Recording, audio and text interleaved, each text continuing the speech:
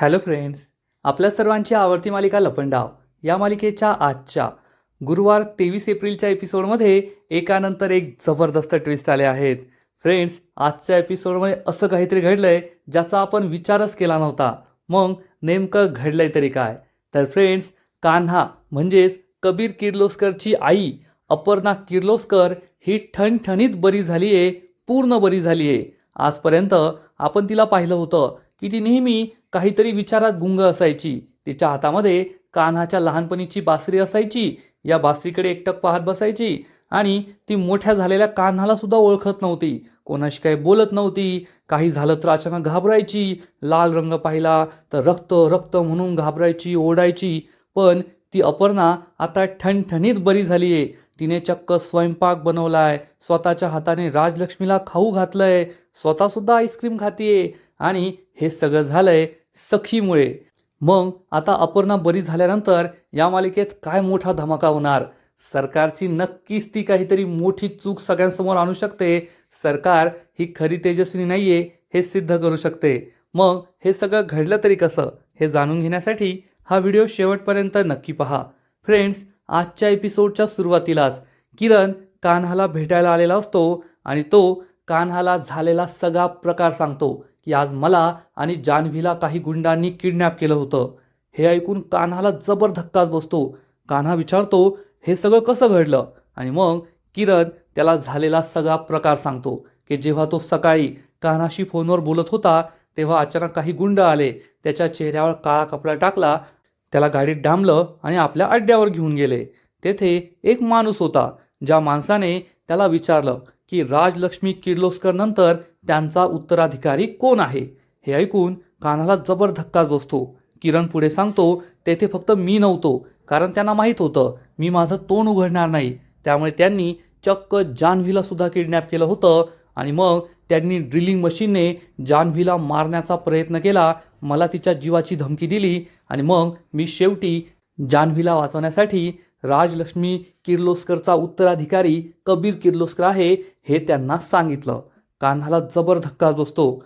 किरण खूप दुःखी होतो आणि कान्हाला म्हणतो, Kanha, I am really sorry.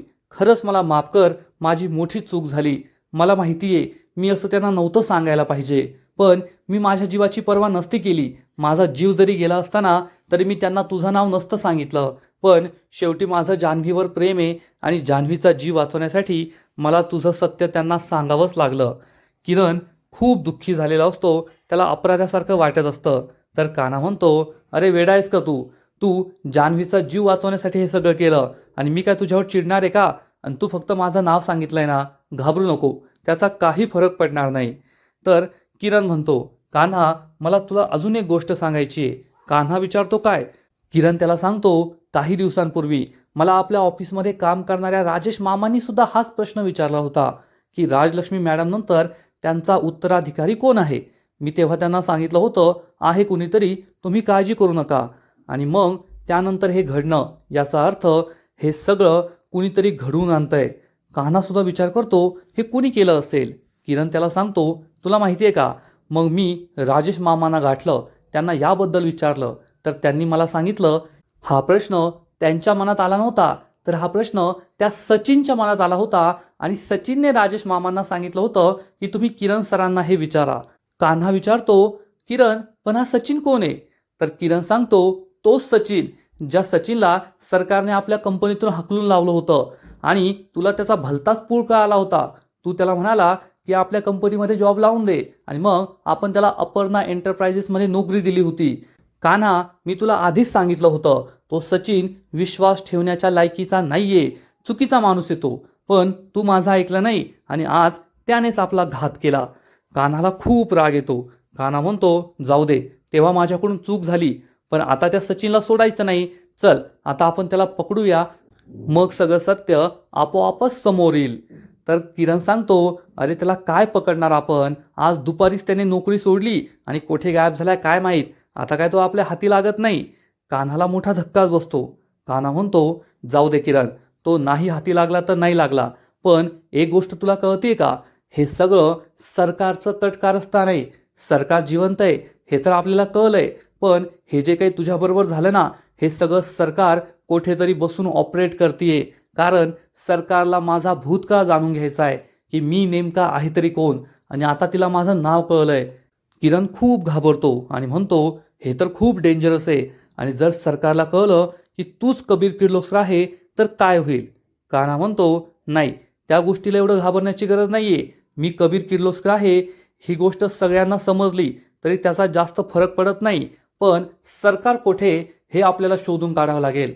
आणि त्यासाठीच मी त्या भरत भालेरावला शोधलं, मी त्याला पकडलं. वेळेवर तो तर पळून गेला, पण मला त्याचा मोबाईल सापडलाय आणि त्या मोबाईलचा डिस्प्ले फुटला म्हणून मी तो रिपेअरला दिलाय. उद्या सकाळी मला तो मोबाईल भेटेल आणि मग सरकारची लोकेशन मला कळणार, सरकार कुठे ते मला कळणार. हे ऐकून किरणला सुद्धा आश्चर्य वाटतं. आता लवकरच भरत भालेरावमुळे सरकार आपल्या हातात येणार हे कान्हा आणि किरणला समजलेलं असतं. आणि इकडे सरकार तिच्या बेडरूममध्ये असते आणि विचारात गुंग असते. सगळ्यात आधी सरकारला आठवतं की तिच्या डिटेक्टिव्हने तिला सांगितलंय राजलक्ष्मी किर्लोस्कर यांच्यानंतर कंपनीत कुणीतरी आहे जो ही कंपनी सांभाळणार आहे. मग पुढे याच डिटेक्टिव्हने तिला सांगितलं की राजलक्ष्मी किर्लोस्कर नंतर कबीर किर्लोस्कर नावाचा माणूस आहे जो त्यांचा उत्तराधिकारी आहे. सरकार विचार करते, मग हा कबीर किर्लोस्कर कोण असणार, त्याचा आणि कान्हाचा काही संबंध असेल का. त्याच वेळेस सरकारला आठवतं की कान्हाने घरातील TV सुरू केला होता आणि तेव्हा एक ब्रेकिंग न्यूज सुरू होती की किर्लोस्कर कन्स्ट्रक्शनमध्ये कामत इंडस्ट्रीजचे 75 एम्प्लॉई निघून गेले, त्यांनी तडकाफडकी राजीनामे दिले आहेत. हे सगळं सरकारला आठवतं. म्हणजे सरकार कान्हा घरात आल्यापासून काय काय घडलंय या सगळ्या गोष्टींचा हिशेब लावत असते. सरकारला आठवतं की परशुराम म्हणाला होता, जेव्हापासून कान्हा आपल्या कंपनीत आलाय आपल्या कंपनीचे 12 वाजले आहेत, सगळं चुकीचं घडतंय. तेव्हा सरकारला आठवतं की पेपरमध्ये बातमी आली होती की किर्लोस्कर कन्स्ट्रक्शन बरोबर 3 मोठ्या कंपन्यांनी टायअप केलंय आणि आपल्या कंपनीमध्ये इन्व्हेस्टमेंट करण्यास नकार दिलाय. सरकार हे एका पेंटिंगकडे पाहते आणि तिला आठवतं की कान्हा तिला एका बिल्डिंगमध्ये घेऊन गेला होता आणि तेथील एक माणूस म्हणाला होता, सरकार ही बीड मी जिंकलोय माझ्यामुळे नाही, तर तुमच्याबरोबर हा जो मूर्ख माणूस आलाय ना त्याच्यामुळे. सरकारला हे सगळं आठवत असतं.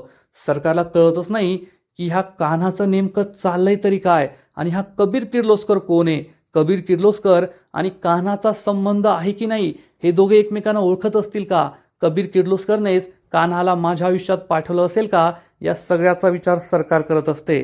आणि सरकार विचार करते, मागील 10 वर्षांपासून मी कामत इंडस्ट्रीजला एवढं मोठं केलं, पण अचानक मागील 4-6 महिन्यामध्ये ही किर्लोस्कर कन्स्ट्रक्शन माझ्या समोर आली आणि एक एक करून या कंपनीने माझ्या कंपनीचे सगळे महत्त्वाचे कॉन्ट्रॅक्ट्स, इन्व्हेस्टर्स सगळं काही पळवलं आणि मग माझ्या कंपनीला उतरती कळा लागली.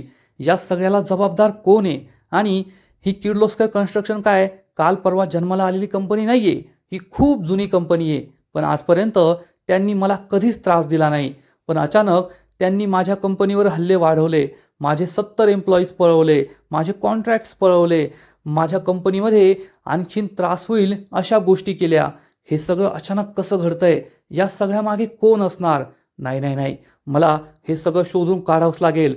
जर मी हे सगळं शोधून काढू शकले तर मला कळेल की हे सगळं कोण करतंय. तेवढ्याच सरकारला शंका येते की माझ्या कंपनीला इतका मोठा फटका बसला, याच्या मागे बाहेरचा कुणी माणूस नाहीये, तर आपल्या घरातलंच कुणीतरी आहे, कुणीतरी घरचा भेदी आहे, कुणीतरी विभीषण आहे जो माझी लंका उद्ध्वस्त करायला निघालाय, हे सरकारला वाटतं. आणि तेवढ्यात सरकारला आठवतं कान्हाने माझ्याकडे कंपनीत नोकरी मागितली होती, हे सरकारला आठवतं. मग जेव्हा कंपनीमध्ये फायर अलार्म वाजला होता तेव्हा कान्हा तेथे नव्हता, परशुरामने मला हे सांगितलं होतं, हे सरकारला आठवतं. महानगरपालिकेच्या ऑफिस बाहेर परशुराम म्हणाला होता, तुम्ही या कान्हाला बरोबर आणू नका, हाच खरा विभीषण आहे, हे सरकारला आठवतं. सरकारला आठवतं महानगरपालिकेच्या ऑफिस बाहेर जेव्हा राजलक्ष्मीशी माझी भेट झाली होती तेव्हा राजलक्ष्मीने कान्हाशी डील केली होती, तू माझ्या कंपनीत कामाला ये, मी तुला नोकरी देईल, असं ती बोलली होती, हे सरकारला आठवतं. मग जेव्हा मंदिरामध्ये राजलक्ष्मीला चक्कर आली होती तेव्हा कान्हानेच तिला आधार दिला होता, हे सरकारला आठवतं. आणि सरकार म्हणते, हो, माझी लंका जाणारा दुसरा तिसरा कुणी नाही तर तो कान्हाच आहे. याचा अर्थ कान्हा हा राजलक्ष्मी किर्लोस्कर आणि कबीर किर्लोस्करचा माणूस आहे आणि राजलक्ष्मी किर्लोस्करला मला बर्बाद करायचं होतं, म्हणून तिने कान्हाला माझ्या आयुष्यात पाठवलं आणि कान्हाने हे सगळं केलं. माझ्या हातून गेलेले कॉन्ट्रॅक्ट्स हे सगळं नक्कीच त्या कान्हाचं कटकारस्थान आहे. त्याने माझ्या कंपनीची सगळी माहिती माझ्या कंपनीत काम करून त्या राजलक्ष्मी किर्लोस्करला पोहोचवली आणि त्या राजलक्ष्मी किर्लोस्कर मागे आहे कबीर किर्लोस्कर. लवकरच मला त्या कबीर किर्लोस्करला शोधून काढावं लागेल. एकदा का त्याला शोधलं मग या कान्हाचं सत्यसुद्धा मला कळेल असं सरकार विचार करते आणि सरकारला एक मोठी लीड, एक मोठं रहस्य सापडलेलं असतं.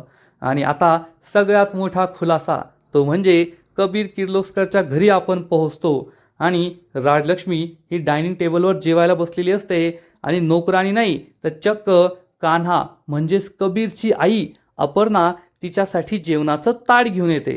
फ्रेंड्स, आजपर्यंत आपण अपर्णाला एक वेगळ्याच रूपात पाहिलंय. अपर्णा जी नेहमी तिच्या खोलीत बसलेली असते, हातामध्ये कान्हाच्या लहानपणीची बासरी, शून्यात पाहत बसलेली, नेहमी घाबरलेली, नेहमी दुःखात असलेली.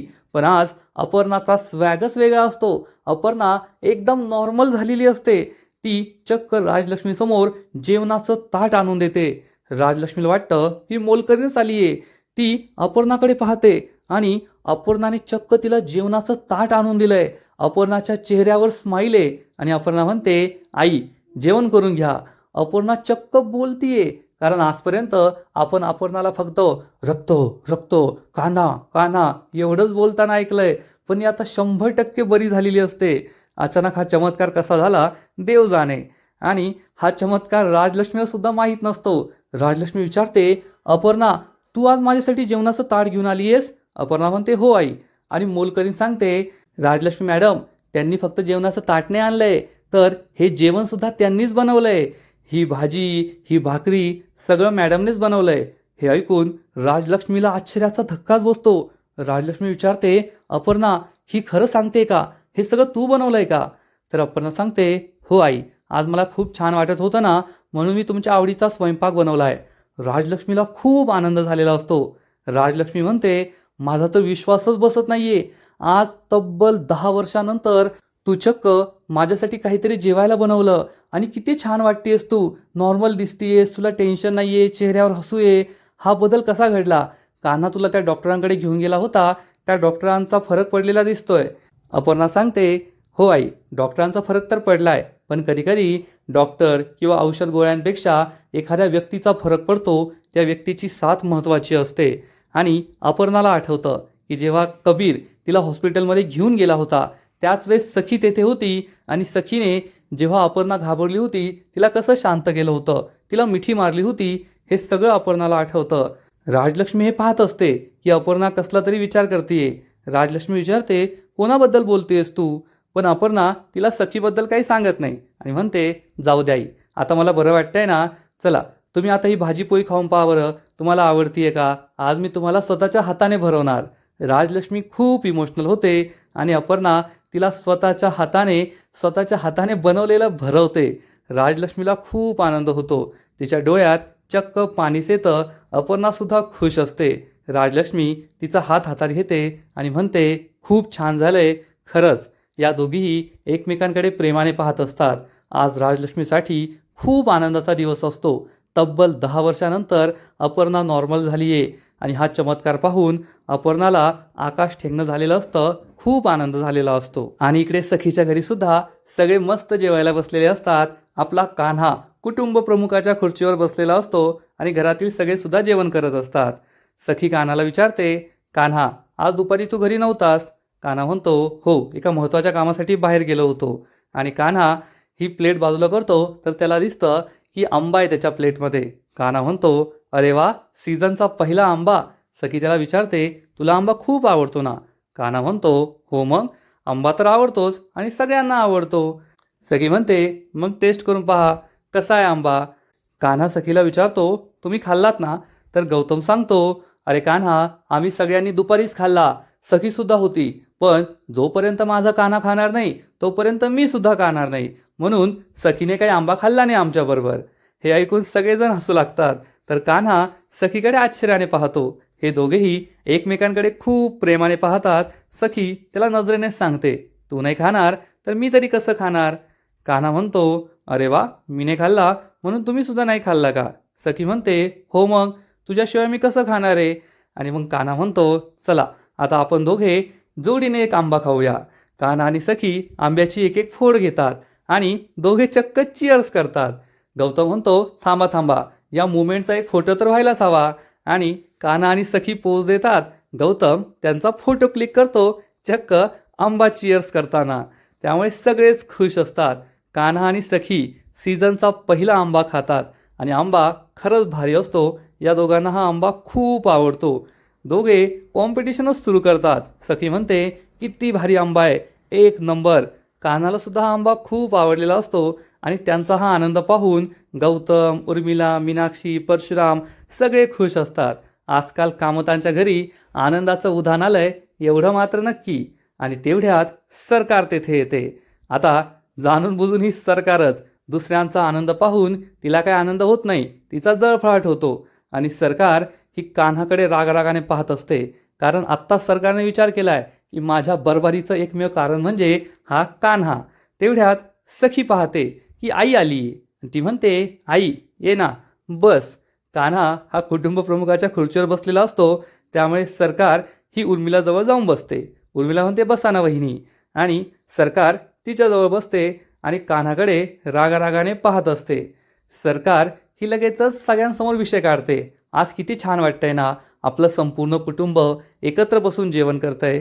खरंच आजकाल असं नाही पाहायला मिळत. सखी म्हणते, हो ना, आजकाल विभक्त कुटुंब पद्धतीमुळे अशी मोठी कुटुंब पाहायलाच मिळत नाही. सरकार म्हणते, हो, त्यामुळेच मला असं वाटतं हे सगळं सुंदर दृश्य आहे ना, सगळ्यांचे हसते खेळते चेहरे, हा चेहऱ्यावरचा आनंद असा डोळ्यात भरून घ्यावा. सगळ्यांनाच भारी वाटतं की ही सरकार किती गोडगोड, किती छान छान बोलतीये. आणि तेवढ्यात वेदू म्हणते, ओ माय, अरे गरम जेवण येते, गार होण्याच्या आधी जेवून घ्या, नंतर तुमच्या गप्पा मारा. आणि सगळेजण हसू लागतात आणि जेवण करू लागतात. इकडे कबीर किर्लोस्करच्या घरी अपर्णा आणि राजलक्ष्मीचं जेवण झालेलं असतं आणि अपर्णा मस्त आईस्क्रीम खात असते, आईस्क्रीमचा आनंद लुटत असते. पण राजलक्ष्मी काय आईस्क्रीम खात नाही. त्यामुळे अपर्णा तिला विचारते, आई तुम्ही आईस्क्रीम नाही खाणार का. तर राजलक्ष्मी सांगते, नाही मी नाही खाणार. अपर्णा विचारते, का, तुम्हाला गोड आवडत नाही का. तर राजलक्ष्मी सांगते, गोड मला आवडतं, पण नशिबाने माझा जो कडवटपणा आलाय ना, तो कडवटपणा मी सुडाने घालवणारे असं आईस्क्रीम किंवा गोड खाऊन नाही घालवणार. अपर्णाला समजतं की राजलक्ष्मी देवदत्तच्या खुनाबद्दल आणि बदल्याबद्दल बोलतीये. आणि त्याच वेळेस अपर्णाला आपला फॅमिली फोटो दिसतो भिंतीवर लावलेला. अपर्णा उभी राहते आणि या फोटोजवळ जाते. राजलक्ष्मी ते पाहते आणि तीही तिच्या मागे मागे जाते आणि विचारते, काय ग अपर्णा, कसला विचार करतीयेस. अपर्णा प्रेमाने या फोटोवर हात फिरवते, कान्हाच्या चेहऱ्यावरून हात फिरवते आणि राजलक्ष्मीला सांगते, आई खरंच आपलं कुटुंब किती सुखी होतं ना, एकदम भरलेलं आनंदी कुटुंब. राजलक्ष्मी सांगते, तेच तर, आपलं इतकं सुखी कुटुंब त्या सरकारला नाही पाहवलं गेलं. तिने आपलं कुटुंब उद्ध्वस्त केलं. जोपर्यंत मी सूड घेत नाही ना, तोपर्यंत मी शांत बसणार नाहीये.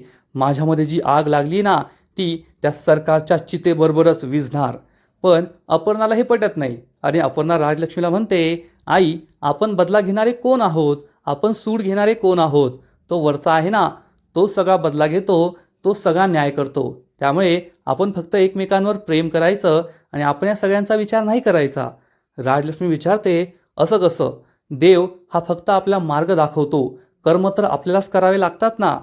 तर अपर्णा तिला समजावून सांगते, आई जे जेव्हा व्हायचंय ना ते होतं आणि देव त्या व्यक्तीकडून ते करून घेतो. आपण फक्त आपल्या कुटुंबाचा जो एकाकीपणा आहे ना, तो घालवण्याचा विचार करूया. हा फोटो पाहून मला तेच दिसतंय की आपलं कुटुंब किती सुखी होतं, पण आज कशाची तरी कमतरता जाणवतीये. राजलक्ष्मी विचारते, तू कशाबद्दल बोलतीये. तर अपर्णा तिला सांगते, आपल्याला जर आपल्या कुटुंबाचा हा एकाकीपणा घालवायचा असेल तर आपल्या कान्हाचं लग्न करून द्यायला हवं. आपल्या घरात जर सून आली ना, तर आपलं कुटुंब पुन्हा आधीसारखं होईल, पूर्ण भरल्या पुरल्यासारखं होईल. असं म्हणून अपर्णा तेथून निघून जाते आणि राजलक्ष्मी विचार करते, अपर्णात अचानक इतका मोठा बदल कसा झाला. आणि तिने आता कान्हाच्या लग्नाचा विषय काढलाय, पण कान्हाचं लग्न हे आधीच झालंय हे तिला कसं सांगायचं.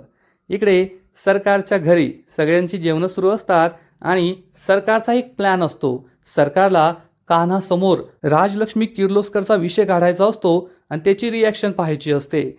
आणि सरकार सगळ्यांना म्हणते, आज या घरात एवढा आनंद आहे, पण मला माहिती आहे जेव्हा या घरात सरकार होती ना तेव्हा तुम्ही एवढे सगळे आनंदात नसाल. या डायनिंग टेबलवर सगळे दुःखी असतील. आणि हे ऐकताच घरातील सगळ्यांना एक एक करून सरकारचे प्रताप आठवतात. सखीला आठवतं जेव्हा चाळीतून ती घरी राहायला परत आली होती आणि तिने ते स्टीलची ताटं आणली होती तेव्हा सरकार तिला म्हणाली होती, तू तर या घरी परत आली आणि त्या चाळीतून हे घाणेरडं ताट या घरात घेऊन आली. येथे माझे नौकर, माझा स्टाफसुद्धा अशा ज्या घाणेरड्या ताटात जेवण करत नाही आणि ही घाण तू माझ्या डायनिंग टेबलवर घेऊन आली आहे. हे आठवून सखी खूप दुःखी होते. परशुरामला आठवतं की सरकारने त्याला किती छळलंय. सरकारने त्याला शिक्षा दिली होती की परशु, या घरात कोणताही सणवार असो, पार्टी असो, बाहेरची लोक आलेली असो, तरीसुद्धा तू डायनिंग टेबलवर बसून नाही जेवायचं, तू जमिनीवर बसून जेवायचं, हीच तुझी लायकी आहे. हे सगळं आठवून परशुरामला खूप वाईट वाटतं. मग मीनाक्षीला आठवतं की मकर संक्रांतीच्या दिवशी सरकारने जबरदस्तीने तिच्या तोंडामध्ये तिळाचा लाडू कोंबला होता, तिला किती त्रास दिला होता. मीनाक्षीला हे आठवतं. गौतमला आठवतं की सरकारने त्याला किती त्रास दिलाय. एकदा त्याला विचारलं होतं, सखी कुठे, झोपली का, कायमची झोपली का. हे आठवून गौतम दुःखी होतो. आणि शेवटी उर्मिलाला आठवतं की सरकारने एकदा तिच्या सनसनीत मुस्काटात मारली होती आणि तिच्या साडीच्या पदरालाच हात पुसला होता. हे सगळं आठवून उर्मिलासुद्धा दुःखी होते. सगळेजण गप्प असतात. सरकार म्हणते, मला तुमच्या चेहऱ्यावरूनच कळतंय की तुम्हाला त्या सरकारने किती त्रास दिला असेल. खरंच ते खूप वाईट दिवस होते ना. पण जाऊ द्या, आता ते सगळे वाईट दिवस गेले आहेत आणि सरकारसुद्धा या घराबाहेर गेली आहे. आता मी या घरात आली आहे ना, आता आपण सुखाने राहूया, गुण्या गोविंदाने राहूया. आणि मग सरकार चक्क बिझनेसचा विषय काढते आणि म्हणते, त्या मनस्विनीने फक्त घरातील लोकांना नाही त्रास दिलाय, तर आपल्या बिझनेसमध्ये सुद्धा अनेक शत्रू निर्माण केले असतील आणि अनेक लोकांची मनं दुखावली असतील. बिझनेसमध्ये एक हेल्दी कॉम्पिटिशन असावी, पण एकमेकांबद्दल राग, आसूड असं काही नसावं. म्हणून मी ठरवलंय की उद्या अक्षय तृतीया आहे आणि सरकारने ज्या ज्या लोकांना त्रास दिलाय, त्यांना आपलं शत्रू बनवून घेतलंय, त्या लोकांना घरी बोलवायचं, त्यांचं आदरातिथ्य करायचं आणि त्यांच्या मनातील सगळा राग रुसवा दूर करायचा. ही कल्पना सगळ्यांनाच आवडते. आणि मग सरकार चक्क राजलक्ष्मी किर्लोस्करचं नाव काढते की उद्या अक्षय तृतीयेला आपण राजलक्ष्मी किर्लोस्करला घरी बोलवूया, त्यांचं आदरातिथ्य करूया आणि त्यांच्या मनातील सगळा राग दूर करूया. राजलक्ष्मीचं नाव ऐकून कान्हाला जबर धक्काच बसतो आणि कान्हाच्या हातातून चमचा खालीच पडतो. सखी त्याच्याकडे आश्चर्याने पाहते आणि सरकार मात्र चांगलीच खुश होते. राजलक्ष्मीचं नाव घेताच कान्हाच्या पायाखालची जमीन सरकली. याचा अर्थ मला जे वाटत होतं ते खरं आहे. दाल में कुछ काला आहे हे सरकारला समजतं. आता राजलक्ष्मीचं नाव घेतल्यावर कान्हा एवढा का घाबरलाय ते कळायला काही मार्ग नाही आहे. कारण याआधीसुद्धा राजलक्ष्मी ही त्यांच्या घरी येऊन गेली आहे. सखीला ती ओळखते, सरकारला ओळखते, घरचे तिला ओळखतात. मग कान्हाला एवढं रिॲक्ट होण्याची काही गरज नव्हती. पण आता याचं काय लॉजिक काही कळत नाही आणि आजचा एपिसोड येथेच संपतो. फ्रेंड्स, लपंडाव या मालिकेचा आजचा एपिसोड खरंच खूप भारी होता आणि सगळ्यात भारी ट्विस्ट म्हणजे अपर्णा ही बरी झाली आहे. तुम्ही सगळ्यांनी सुद्धा टी व्हीवर एक प्रोमो पाहिला असेल, जेथे कान्हा सरकारचं सत्य सगळ्यांसमोर आणतो की आपल्या घरात जी आहे ती तेजस्विनी नाही आहे तर सरकार आहे. पण सरकार नेहले पे देहला मारून सांगते, मग तू स्वतःचं सत्य सांग ना, तू सुद्धा कान्हा नाही आहे तर तू कबीर किर्लोस्कर आहे. आणि यानंतर मालिकेत खूप मोठा ट्विस्ट येईल. पण हे सगळं डॅमेज कंट्रोल करायला आता अपर्णा बरी झाली आहे. अपर्णाच काहीतरी चमत्कार करेल असं वाटतंय. तर फ्रेंड्स, लपंडाव मालिकेचा आजचा एपिसोड तर भारी होता, पण पुढील एपिसोड आणखीन भारी असणार आहे. पुढील एपिसोडमध्ये आपण पाहू, सखी ही सरकारच्या नावावर सगळी प्रॉपर्टी करत असेल तेवढ्यात कान्हा तेथे पोहोचणार आणि सखीला म्हणेल, सखी मॅडम थांबा, तुम्ही ज्या व्यक्तीच्या नावावर संपूर्ण प्रॉपर्टी करताय ना, ती तुमची आई तेजस्विनी नाही तर चक्क सरकार आहे. हे ऐकून सखीला जबर धक्काच बसणार. मग आता पुढे काय होईल हे पाहायला खूप मजा येणार आहे. तर फ्रेंड्स, तुम्हाला सुद्धा लपंडाव ही मालिका आवडते का? नक्कीच कमेंट करून सांगा. आणि लपंडाव मालिकेचे असेच नवीन नवीन एपिसोड, नवीन नवीन अपडेट सर्वात आधी पाहण्यासाठी व्हिडिओला लाईक करा, शेअर करा, चॅनलला सबस्क्राईब करून बेल आयकॉनवर क्लिक करा. म्हणजे या मालिकेचे नवीन नवीन एपिसोड तुम्हाला सर्वात आधी पाहायला मिळतील.